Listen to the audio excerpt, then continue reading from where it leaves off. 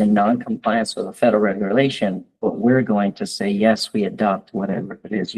See how inconsistent that feels? It seems It does, hypocritical. but we would And I know, like, greatly damage our students and everyone else by. not yeah, doing that's that. where the rub is. But at the very least, to bring it to our attention and understand that we have an inconsistent, we got two competing policies here. Just seems like we should at least discuss that. So what I'm sensing is that we should be part of the Minnesota High School League, understanding that there is still quite a big debate on the future of transgender sports. I think understanding if it comes down to it, then we show up, right? At this point, what changes really? You know, they're still gonna be fighting with the federal government, and we're still gonna be having athletes on the field or on the court or on the ice. Fair enough. So what does it mean to you we show up? What does that mean? I mean, that's the line in the sand, right? I mean, I think we've talked about that should it come down to that, and you know, then we've got work to do. But until then, why would we you know, throw our kids out there to possibly not compete, right? For something that's completely out of their control. Right, yeah, it just seems strange. Seems like the Minnesota High School League shouldn't adopt that policy, but they're doing it. Yeah. Like they're flaunting it in the face of certain things. Yeah. Yeah, I believe that policy is existed for. Yeah, No, it's certainly conflicting, but at this, in principle, but I think at the same time, it's just not something that, I don't know, we dig our feet in, our heels in right now. You know, I think we discuss that if the time comes, and when it comes, if it does, then we go to work, right? Yep. Especially when we know it's existed for 10 years. And it hasn't affected us at this point. but there hasn't been a federal, you know, policy or whatever it's called opposing it either. That's what kind of brings it to the limelight a little bit more. So, It's in there. yeah, but now there's competing rules. There really wasn't competing rules before, but now there is. And my concern is that we just move forward without having a bit of a discussion about, you know, the inconsistency of it all. And we're like victims of their inconsistency, which is another sad sentiment.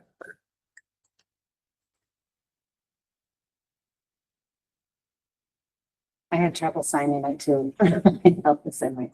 But, you know, possibly, I wonder about a letter stating we are signing and we want our students to be involved. However, we see the dichotomy of this, and we will stand with the federal government when it all comes down, or something to that effect. Because if all the schools did that, that would force the Minnesota State High School League to stand back and look at this policy. You know, I mean, we are the ones that run them. You know, they're there because of all of us.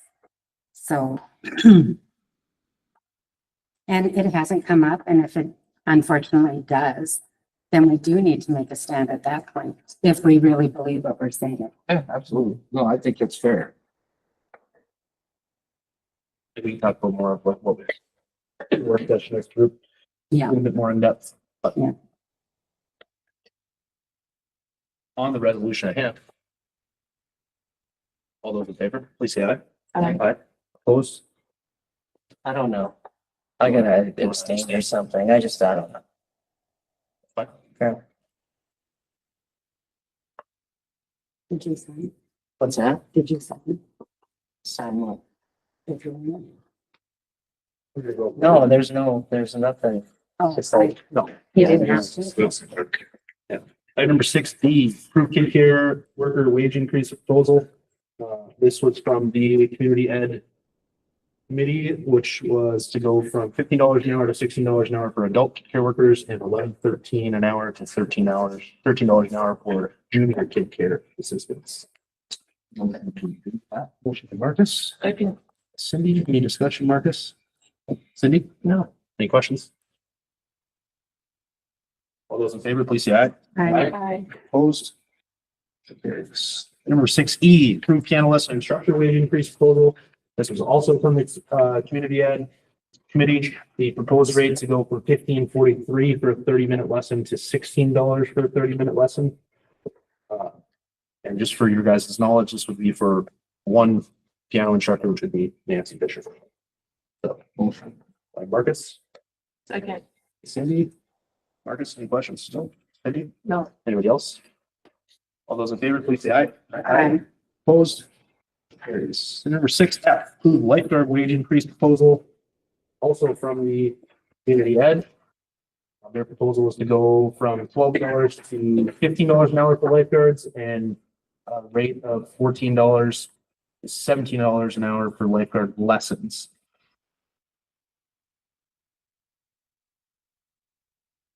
Second. Marcus, Cindy? Any discussion? Can that be pending the decision on the increases? Because as we know, I don't think we can afford, what we're looking at if we don't do something. We can table it until after. If you want. Right. I'll make a motion to table it for 5 minutes. Yeah. You might come back to that one. And number 6G, approved marching band extended field trip request. This is a board packet for, I believe, the trip to Valley Fair. Motion to approve. Motion. Second. Marcus, Damien, any questions? No. Marcus? Yes, any, Brenda? No, it looks very similar to years past. It's gone very well. We- All those in favor, please say aye. Aye. Opposed? Motion carries. Number 6H, ratify the 2025-2027 master agreement between independent school districts and World Principals Association. This was also in the board packet. Innovation. Entertain a motion. Motion. Second. Yes, that was quick. Thinking of you. Cindy, any questions? No. Gus? Brenda? Marcus? All those in favor, please say aye. Aye. Opposed? Carries. 6I, 2025 facilities use agreement between Warren Place Golf Course and IP 690. I believe the total for this is $4,000. Approved.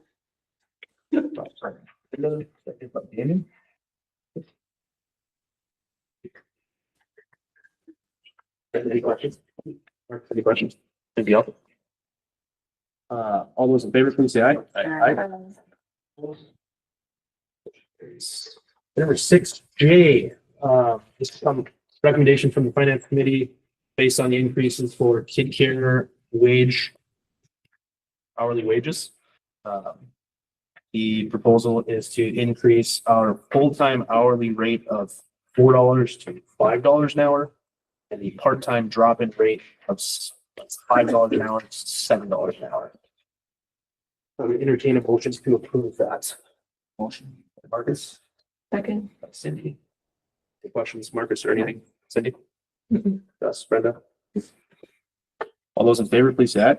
Aye. Opposed? It carries.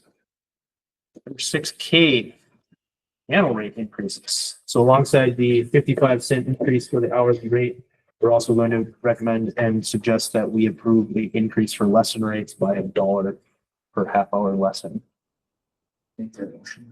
Marcus? Second. Cindy? Is any questions, comments? Cindy? No. Anybody else? No. All those in favor, please say aye. Aye. We are cruising. I love it. And the last one is the pool. This is going to be a mouthful, and this is what I wanted to get to before I had to leave, so it's Cindy didn't have to do it.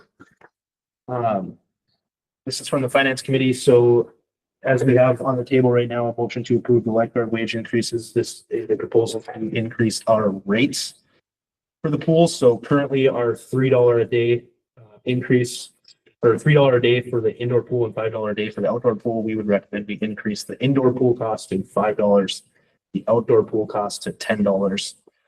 The annual pool pass, 25% increase, $100, $175 for a child pass, and get rid of punch cards.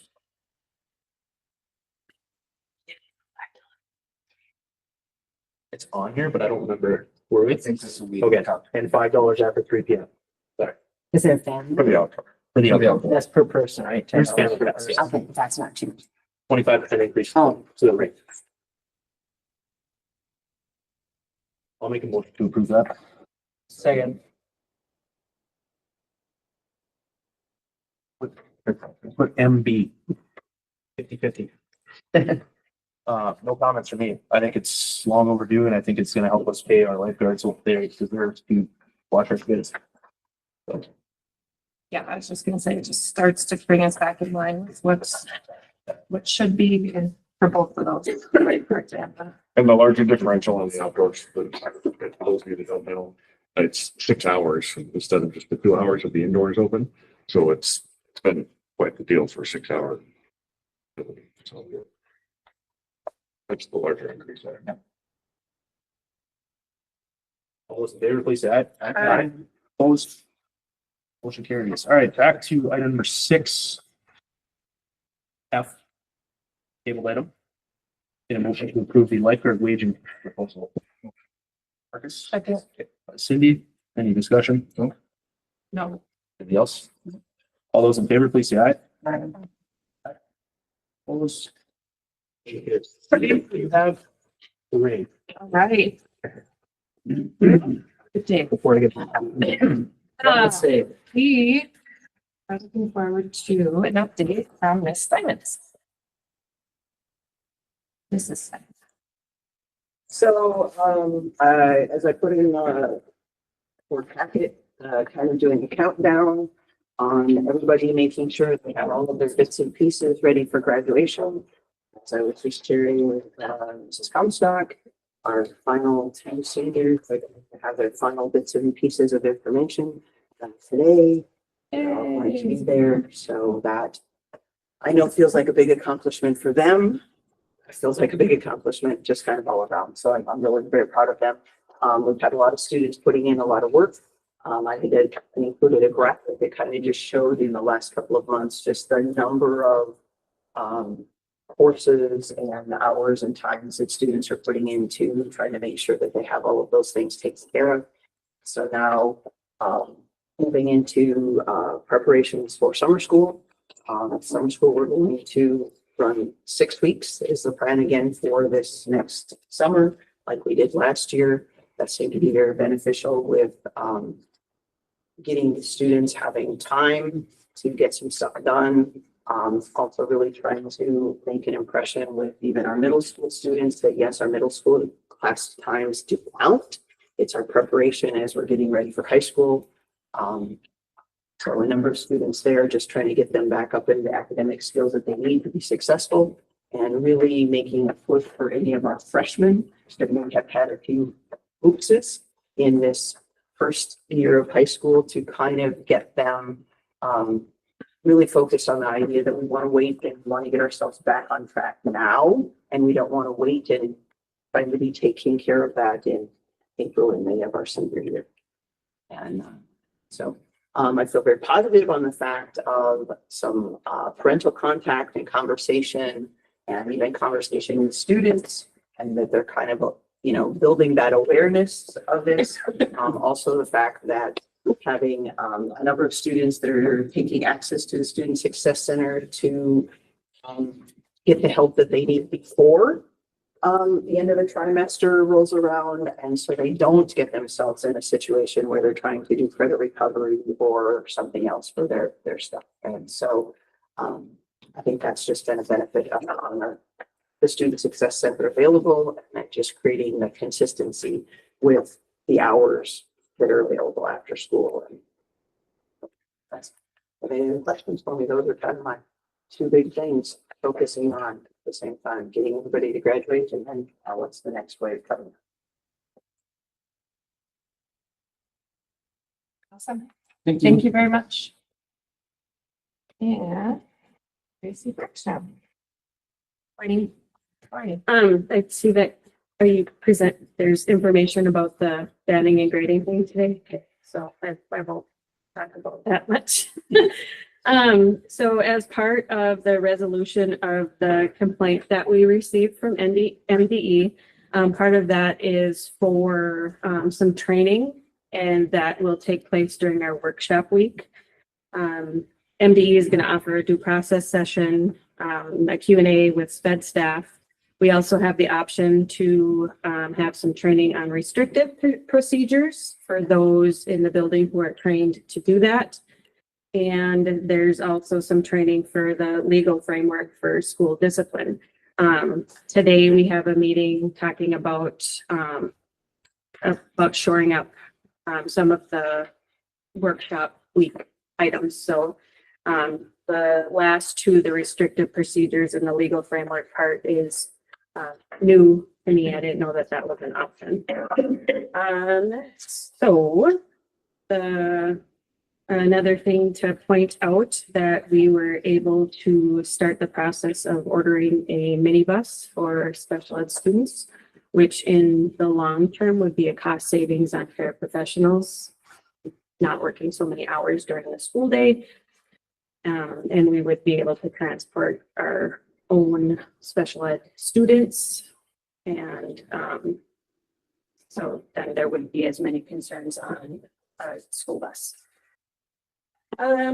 So as far as paraprofessionals go, we currently have 25 paraprofessionals working. Out of the 28 that we have hired, we have a couple who are on medical leave. I've been holding end of the year interviews with paraprofessionals. Most of them have been completed. Our case managers say that most of our paraprofessionals are doing excellent work. So good to excellent. Their biggest complaint is attendance. And so far in May, we've had 86 instances of attendance of missing work for paraprofessional staff. What that boils down to is earlier in January, I had said that we have 459 students across all special ed, ADSIS, title, and EL. So for each of those students with attendance like that, each kid is missing 30 minutes a day, or 30 minutes of service per week. I'm sorry, my bad, 6 minutes a day, which adds up considerably.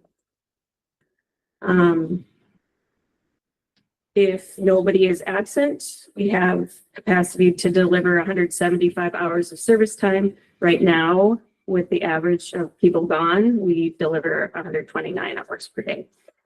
I think that as part of the end of the year interviews, the largest complaint from paraprofessionals would be their wages. The state has recently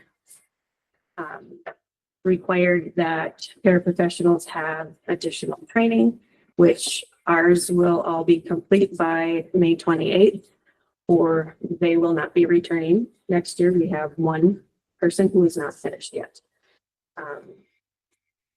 That, as far as an update on paraprofessionals, it's kind of my last push before negotiation seasons open up. The job is very demanding. We have a handful of paraprofessionals who account for a large percentage of our absences. If I can make some moves with that, if we have a little more enticing of a job description and wages that align with that. If you have any questions? Yes. Go ahead, Brenda. Do you have substitute paras? Or anything like that? We have any? Kind of. So we have people who have other jobs and our substitute paraprofessionals, we have like 3. And one of them, I'm sorry, has a substitute teaching license. So we will lose out. So anytime right now we have anybody available who is at substitute status, we have them coming every day. So that's a benefit. Definitely. Yes. And you would welcome more of them Welcome More more substitutes. substitutes. I would, as well. I absolutely would welcome more substitutes. We are about, I would say about 10 paraprofessionals short of where we need to be delivering our service minutes. So we have 459 students that require a paraprofessional. No, we have 459 students who see some paraprofessional support every day. Is that what I just said? Well, So, no, you've asked Oh, full-time. no, okay, No. so not full, okay, No. so some sort of paraprofessional. So that's like nearly half our student body, Yes, right? yes. It's our full elementary school. And you're still recommending $22 an hour for para starting pay?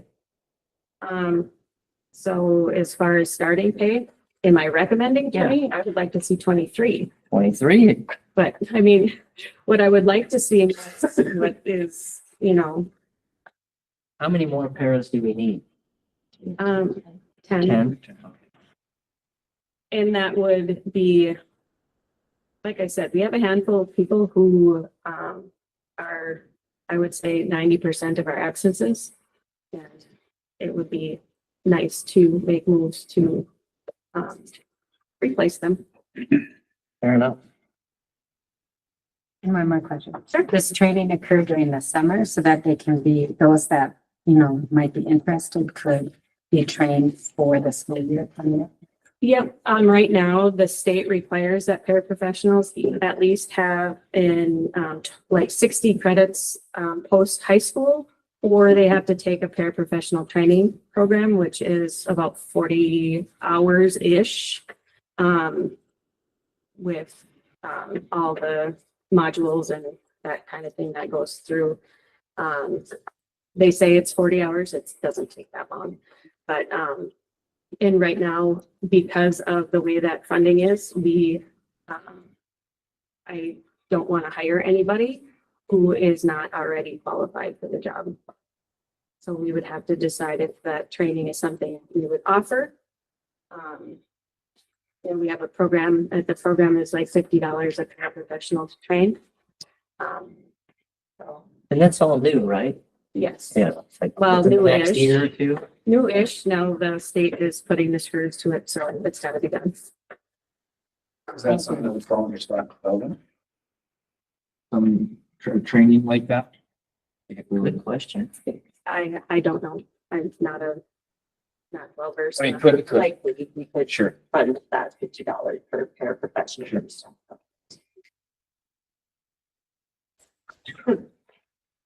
anybody else? Thank you very much. Yeah, thank you. Thank you. All right, student council updates. Okay.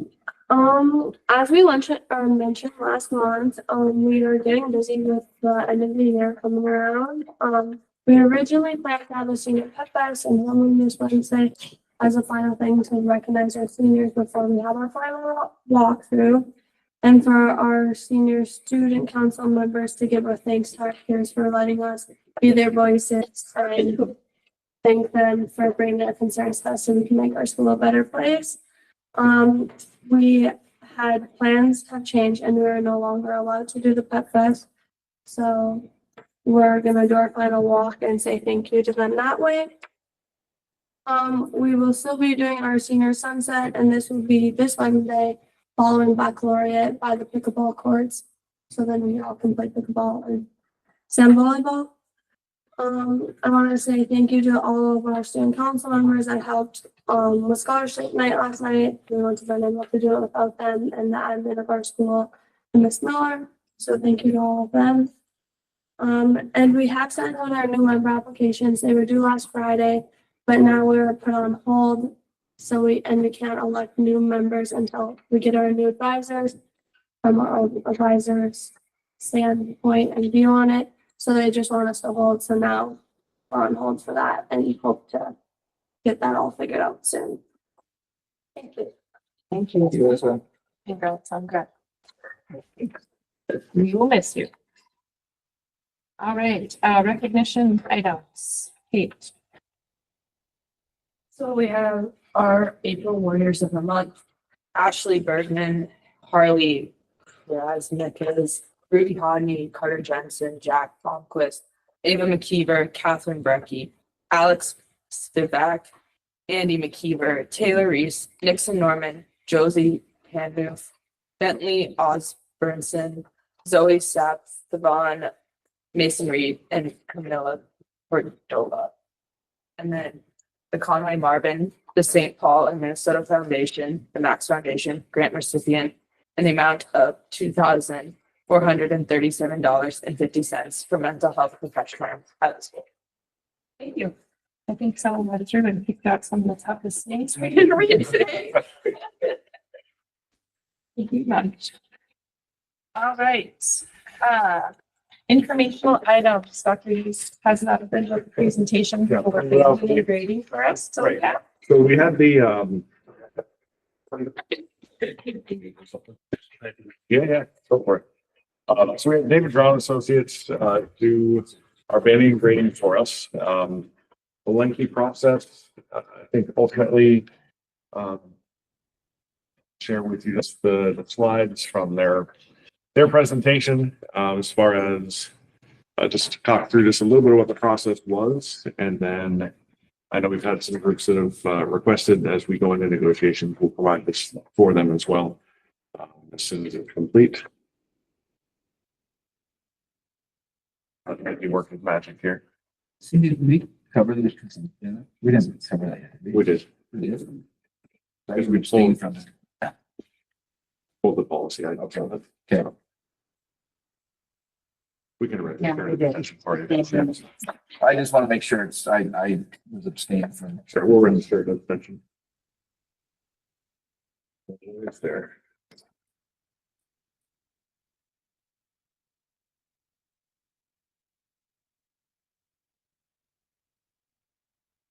Thank you. Yep. Okay, so I'm just gonna go through this relatively quickly. So they've got a lot of experience working with this type of thing, or came to us recommended. So Mark Goldberg is the individual that we work specifically with through the entire process. And we wanted to make sure that pay is competitive and equitable as much as possible. So again, this is something that they specifically do. So it's out of our hands and gives us some more data moving into our negotiation phase. So they do a market analysis, looking at a lot of different factors, as we can see there. These are some of the other schools in the region that they pulled data from to be able to do our comparisons, to ensure that we are staying within a certain range for market data. They look at as much as they can to match at least 80% of the duties, to try to be close within the positions of the city. It is difficult for them to do things with the city data, given we don't have a lot of other businesses within our region or our town. But they do consider a lot of other things here. So they do try to hold things within 10% of the market. So they found that on the new structure, what one of the things that I requested is we go above market rate, because we don't want to go into negotiations already behind where everybody else is. So the new minimum structure compared to the benchmark minimum is 1.87% higher, with the maximum, so on a salary scale, the max being 1.7% higher than the max on the benchmark. So based on that, we're highly aligned with the market. Job evaluation was an important piece of this, and this is something that we had supervisors fill out a series of forms, questions, surveys to determine what the actual jobs and tasks are. Not just supervisors, we had some of the employees do them as well. So we were ensuring that we were getting full on. Sometimes the best of us supervisors don't always understand and know all of the details of the things that the employees are actually covering. So make sure that they had their voice heard in this as well. Which also then they plugged into their JET system, which was has 7 different factors that helps determine the actual grading issue, right? So there's banding, which is right, and then lumping things together, and then we grade them out based on duties. This is the system based on qualifications, decision-making, problem-solving, relationships, effort, mental and physical, hazards, and the environment that they are working within. Given that, they do their position-based analysis based on those factors, not on people, right? Because you're looking at the fact that when someone leaves that role, you bring someone else in, they deserve that pay based on the merits of the position, not just on the individual. So they looked at then salary ranges and structured it accordingly. We have the minimum, maximum, and then there's the midpoint. They do have a number of steps that they provided for us. They also then, based on the width, we asked for 10 steps, I believe, across the board. And then they created the structure based on the salary ranges and how all of these positions were evaluated. So we have 4 grades, 9% apart from each other, 10 steps within each grade, 2 to 3.5% apart. 25.48% range, which is competitive in the market. So that from your minimum to your maximum. And then the details are as follows. So here's the dollars and cents of it, right? So your grade 1 would be sort of essentially your base para rate, which currently starts at $17.31 an hour. So they would be looking at moving that to $18.25. I know it's not 23, but again, within the market range, this puts us at 101.87%, so 1.87% above market rate for this position. And then, of course, it would track all the way up to 2290 potentially. So that would get you close to your 23 if they've been here a while. So they just can't start them at that, but that would be what the range was be Starting at 18. 1825, rolling over to 2290 for a base central After a base certain rate amount of para, time. 10 years. would be the Or step 10 up. years. So those are steps, right? So that's 10 steps. Now, the other side of that is there's also longevity built into the contract as well, so it would get it above that. But this is what so we have a number of pairs who have been here for a number of years, right? So if we have a pair who's been here for 10 years, they would be suggested they'd be at that 2290 plus whatever the longevity pieces are that are built in the contract, right? So grade 2, so that second line down starting at 1989, that's going to be that next level, also going to be paras, right? But those are the paras that have additional duties assigned to them, whether that's whatever has been determined, at the supervisory level, where it's, they have additional duties that they work with higher need students, more skill is involved, more additional work duties. So they would be recommended to begin at 1989. So there would be 2 levels there for your para wage, okay, based on duties. And those people would top off close to 25 an hour if they've been here a number of years, okay. Grade 3 would be more along the lines of, we have a number of health aid, media center, those kinds of things that would be a base rate secretary, administrative assistant would fall under grade 3 based on duties. And then grade 4 would be our upper level administrative assistants that handle higher level things. Okay, any questions on that? Again, we're going to provide this information to MSEA so that when we go to do our negotiations, this will guide what we do.